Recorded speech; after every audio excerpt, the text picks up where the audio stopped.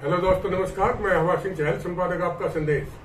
दोस्तों, आज हम एक यहाँ ऐसी शख्सियत से बात करेंगे जो राष्ट्रीय आदर्श जाट महासभा के राष्ट्रीय अध्यक्ष हैं, डॉक्टर पवनजीत बनवाड़ा। हम बनवाड़ा भवन नरवाड़ा के अंदर जो इनका परमानेंट रेजिडेंस है वहाँ बात करेंगे। तो हाँ, तो डॉक्टर पवनजीत बनवाड़ा जी, आपका संदेश में आपका स्वागत है। धन्यवाद, बहुत बहुत धन्यवाद आपका और आपके दर्शकों को मेरी राम राम। तो डॉक्टर साहब, कुछ मुद्दों पर आजकल जैसे राजनीतिक मुद्दे चले हुए हैं, तो इसमें जो ये 4 राज्यों के अंदर जहां भाजपा बनी है और वहीं पंजाब में आप पार्टी का जो दबदबा बना है एक तरफा दिल्ली की तरह है, तो आगे इस परिदृश्य में वैसे तो हम सामाजिक मुद्दों बात करते हैं, लेकिन कुछ राजनीतिक चर्चा भी हो जाए, तो इन 5 राज्यों के चुनाव में आपको आगे क्या नजर आ रहा है? देखिए, हम गैर राजनीतिक सामाजिक व्यक्ति हैं और समाज की सेवा में ही विश्वास रखते हैं। हमारी सामाजिक संस्था चाहे आदर्श जाट महासभा हो, जो राष्ट्रीय स्तर पर ही नहीं बल्कि अंतर्राष्ट्रीय स्तर पर समाज सेवा के कार्य बढ़ चढ़ कर रही है। इसके अलावा आपने राजनीति की जो बात की, मैं एक बात आपने पूछ ही लिया तो आपको बताना चाहूंगा कि आज लोग बदलाव चाहते हैं, आज लोग व्यवस्था में बदलाव चाहते हैं, आज लोग ड्राइंग रूम की राजनीति से उब चुके हैं। जितनी पार्टियों का आज जबरदस्त ह्रास हो रहा है, यानी कि पतन हो रहा है, वो पार्टियां आप देखिए, वो पार्टियां इसलिए पतन हो रहा है उनका कि वो एसी कमरों में बैठकर ड्राइंग रूम की राजनीति करते हैं। क्या नाम है, लाल फीताशाही दरबारी घोड़े बनकर अपने पूरी पार्टी पर कब्जा करना चाहते हैं। और जो पार्टियां दरबारी घोड़ों की पार्टियां बनकर रह गई हैं, ड्राइंग रूम और एसी रूम में बैठकर निर्णय लेने वाली पार्टियां रह गई हैं, आज वो पिछड़ रही हैं। जनता धरातल पर काम करने वालों को पसंद करती है और जिस तरह पंजाब में एक जबरदस्त परिवर्तन आपको देखने को मिला, ये इसीलिए परिवर्तन हो पाया क्योंकि आम आदमी इन परंपरागत राजनीतिक पार्टियों से उब चुका था। अब जो धरती पर काम करेगा उसे ही जनता गले लगाएगी और आम जनमानस भी राजनीति में बढ़ चढ़कर भाग लेंगे, तभी इस देश की दशा और दिशा सुधर पाई जाएगी। तो ये डॉक्टर साहब ने बताया राजनीतिक परिदृश्य, खासकर पंजाब के बारे में इन्हें फोकस किया है। तो आम आदमी का इन्होंने कहा भाई राजनीतिक बदलाव है। तो अब आइए सामाजिक मुद्दों पर। हमारी राष्ट्रीय आदर्श जाट महासभा है, जिसके लंबे समय से ये राष्ट्रीय अध्यक्ष है और अब तो राष्ट्रीय नहीं बल्कि ये अंतर्राष्ट्रीय स्तर की ये महासभा है।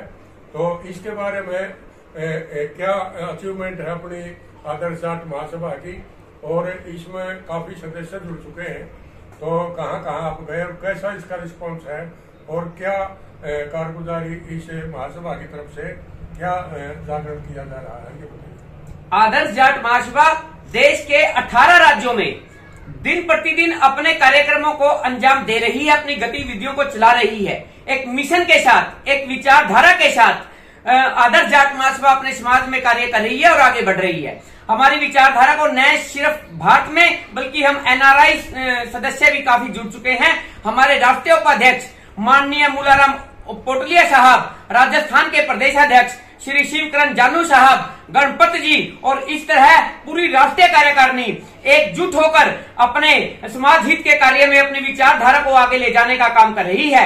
हमारे मिशन के साथ आगे बढ़ते हुए आदर्श जाट महासभा दिन प्रतिदिन नए आयाम स्थापित कर रही है और इसी कड़ी में अगले महीने में हरियाणा में 4 दिवसीय अंतर्राष्ट्रीय जाट चिंतन शिविर का आयोजन एक बार पुण्य हरियाणा की धरती पर किया जा रहा है। ये आयोजन अब की बार दादरी और झज्जर जिले में और एक अलग ढंग से किया जा रहा है। ये आयोजन अब की बार किसी बड़े होटल में या बड़े धर्मशालाओं में नहीं बल्कि ग्रामीण परिवेश में किया जाएगा और 4 दिन अलग अलग गांवों में पूरी तरह से बैठकर अंतर्राष्ट्रीय स्तर के हमारे जो पदाधिकारी हैं, जो हमारे जुड़े हुए लोग हैं और आदर्श जाट महासभा की 20 के 20 प्रदेश 18-20 प्रदेशों की जो कार्यकारिणी है, सभी के सभी वहां पर उपस्थित होंगी और एक ग्रामीण परिवेश में बैठकर अपने समाज की दशा और दिशा के बारे में गंभीरता से 4 दिन तक लगातार चिंतन करेगी, मनन करेगी और जो फैसले लिए जाएंगे उसके लिए धरातल पर कार्य करने के लिए टीमें गठित की जाएगी और उसका बहुत ही अच्छा परिणाम समाज को देखने को मिलेगा।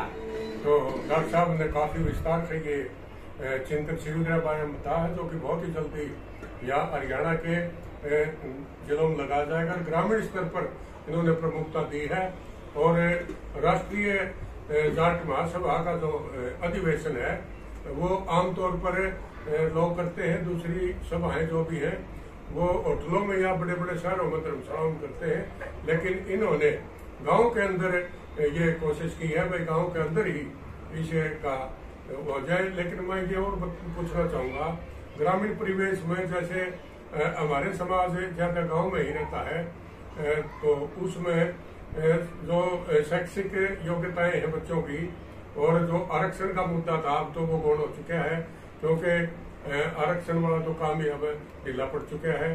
तो फिर भी हमारे बच्चे जो बहुत मेहनत करते हैं, क्यों न उनके लिए शिक्षण संस्थाओं में कोई न कोई योग्यता के आधार पर जैसे उनको मेहनत करनी पड़ती है, उनके लिए कुछ सुविधाएं जुटाई जाए। तो इस बारे में आदर्श जाट महासभा का क्या विचार है? पहले तो मैं बताना चाहूंगा कि जो ये 4 दिवसीय राष्ट्रीय जाट चिंतन शिविर का आयोजन है, सबसे पहले दिन तो झज्जर के पास एक गांव पड़ता है तालाब, वहां पर होगा। फिर ग्वालिसन गांव में इसे किया जाएगा। उसके बाद दादरी के छिल्लर गांव में इसे आयोजित किया जाएगा। फिर दादरी की जाट धर्मशाला में इसका आयोजन किया जा रहा है। ये इस तरह 4 दिन चिंतन चलेगा। आपने बिल्कुल सही बात की। हम एक बार आपको पुण्य विश्वास दिलाते हैं कि कोई भी ग्रामीण पृष्ठभूमि का हो, शहरी पृष्ठभूमि का हो, किसी भी पृष्ठभूमि का जाट समुदाय से संबंध रखने वाला बच्चा अगर योग्य है और उसकी योग्यता आर्थिक तंगी के वजह से पिछड़ रही है, तो आदर्श जाट महासभा उसको पूरी तरह से आर्थिक रूप से सहयोग देकर आगे बढ़ाने का काम करेगी। हमारे समाज की प्रतिभा चाहे खेल के क्षेत्र में हो, चाहे पढ़ाई के क्षेत्र में हो, किसी भी क्षेत्र में अगर आगे बढ़ेगी तो आदर्श जाट महासभा एक पूरी तरह से के साथ खड़ा होकर उस प्रतिभा का दम नहीं घुटने देगी, बल्कि उस प्रतिभा के लिए हर तरह से सहायता मुहैया कराएगी। तो ये डॉक्टर साहब इन्होंने कहा है कि जो भी मेधावी छात्र छात्राएं हैं, अगर वो पैसे की वजह से अगर वो कहीं न कहीं पिछड़ते हैं तो उनको आदर्श जाट महासभा उनकी शैक्षिक योग्यता देखते हुए उनकी आर्थिक मदद भी करने के लिए तैयार है। तो इस तरह की बहुत सी चीजें हैं। कुछ सामाजिक है, जैसे मृत्यु भोज वगैरह है और बारात बड़ी जो ले जाते हैं, सामाजिक फैसले जो खापों द्वारा किए जाते हैं, उसमें आदर्श जाट महासभा का क्या विचार है? देखिए, अखिल जो हमारी आदर्श जाट महासभा है, इसमें 50 से ऊपर तो खापों के प्रधान, जिसमें चैल साहब खुद शामिल हैं, और भी खापों के कई प्रधान और खापों के पदाधिकारी शामिल रहते हैं। और खाप परंपरा को अगर आगे बढ़ाने का सच्चे दिल में किसी ने कार्य किया है, धरातल पर किसी ने कार्य किया है, खापों की संस्कृति को, सभ्यता को, परंपरा को अगर आगामी पीढ़ी तक पहुंचाने का किसी ने काम किया है, तो ये श्रेय आदर्श जाट महासभा को बखूबी जाता है। आदर्श जाट महासभा के पदाधिकारियों ने तो खाप व्यवस्था के लिए, गोत्र व्यवस्था के लिए लंबी लंबी जेल यात्राएं करने का भी काम किया है। ये तगमा भी आदर्श जाट महासभा के कंधे पर लटका हुआ है। तो सामाजिक स्तर पर काम करने वाली ये संस्था अब काफी क्षेत्रों में आगे बढ़ रही है। एक विजन के साथ, एक विचारधारा के साथ आगे बढ़ते हुए आदर्श जाट महासभा न सिर्फ पूरे देश में अपितु विश्व में आज किसी परिचय की मोहताज नहीं रह गई है। इसके साथ साथ दलितों के लिए, पिछड़ों के लिए, माइनॉरिटी के लिए और दबे कुचले व्यक्तियों की आवाज को उठाने के लिए भी आज आदर्श जाट महासभा एक पहचान बन चुकी है। जहां पर भी अत्याचार होगा, जहां पर भी दमन होगा, जहां पर भी अन्याय होगा, वहीं पर आदर्श जाट महासभा के सच्चे कार्यकर्ता आपको खड़े मिलेंगे। हम दमन के खिलाफ भी लड़ेंगे, हम भेदभावपूर्ण जो ये व्यवस्था है इसके खिलाफ भी लड़ेंगे, हम महिलाओं के सम्मान के लिए भी लड़ेंगे, क्योंकि हमारा मानना है जहां पर महिलाओं का सम्मान किया जाता है वही देवता निवास करते हैं, वही प्रकृति की मेहर होती है। हम अपनी माता और बहनों को हम बिल्कुल एक कंधे से कंधा मिलाकर चलते हुए एक ऐसा समाज देखना चाहते हैं जिसमें ना ही तो अमीर गरीब की खाई हो, ना ही भेदभाव हो, ना ही पिछड़ों के साथ कोई अत्याचार हो, कोई पिछड़ा ही ना हो, और जो ये बंदरबाट है ना संसाधनों की, ये भी ना हो। हर व्यक्ति खुशहाल हो, हर व्यक्ति सुखी हो, हर व्यक्ति के जीवन में अत्याचार और अन्याय से रहित एक सुखी और अच्छा जीवन मिले, सबको सब सुविधाएं मिले, और गरीब अमीर की जो खाई इतनी बढ़ गई है उसे पाटा जा सके। हर मेहनत कश को उसकी मेहनत के हिसाब से खुशहाली मिले, यही हमारी कामना है। और इसी विजन के साथ, इसी विचारधारा के साथ सबको साथ लेकर चलते हुए आदर्श जाट महासभा समाज में नए आयाम स्थापित कर रही है। और मैं विश्वास दिलाता हूं, आजकल आदर्श जाट महासभा का जो कार्यभार है, जो कार्य और विजन है, जो विचारधारा है, वो नौजवान बच्चों ने अपने हाथ में ले ली है।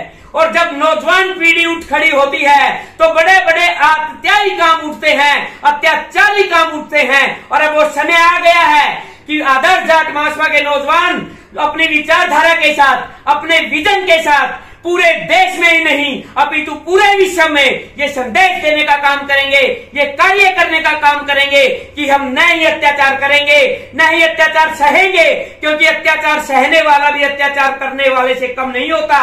इसलिए हमारा तो स्पष्ट मत है कि दलित के साथ, मजदूर के साथ, गरीब के साथ, खेत और खलियान में, मजदूर और किसान में रहकर और पूरी तरह से दमन और अत्याचार के खिलाफ लड़ते हुए, अपनी माता बहनों को साथ लेकर चलते हुए, समाज के सभी वर्गों को आगे लेकर चलते हुए आदर्श जाट महासभा एक ऐसे समाज की, शोषण रहित समाज की कल्पना करते हुए अपने कार्य को अंजाम देगी और अपनी विचारधारा के साथ पूरे देश में मजबूती से कार्य करेगी। ऐसी ही हमारी कामना और हमारा दृढ़ संकल्प है।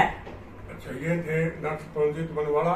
अब आप समझ गए होंगे कि क्रांतिकारी नेताओं में इनकी क्यों वृत्ति होती है। इनका ओजस्वी भाषण जो आप सुनने को काफी ललायत रहते हैं, आज मैं आपको रूबरू करवा चुका हूं। तो आइए आप सुनिए। और जिस भाई ने आपका संदेश चैनल को सब्सक्राइब नहीं किया है वो इस चैनल को सब्सक्राइब कर ले। अगर ये वीडियो आपको अच्छी लगती है तो दोस्तों इसको लाइक कर लें। और आगे किसी और महान शख्सियत के साथ आज इतना ही। कैमरामैन निशांत के साथ आवाज सिंह चहल।